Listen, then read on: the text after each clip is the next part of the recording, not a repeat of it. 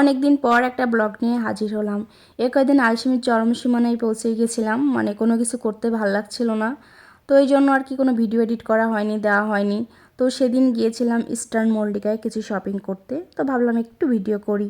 তো ঢাকা ইউনিভার্সিটির সামনে এসে এই চত্বরটা মানে আমার খুব স্মৃতি বিজড়িত একটা জায়গা, ভাবলাম একটু ভিডিও করি।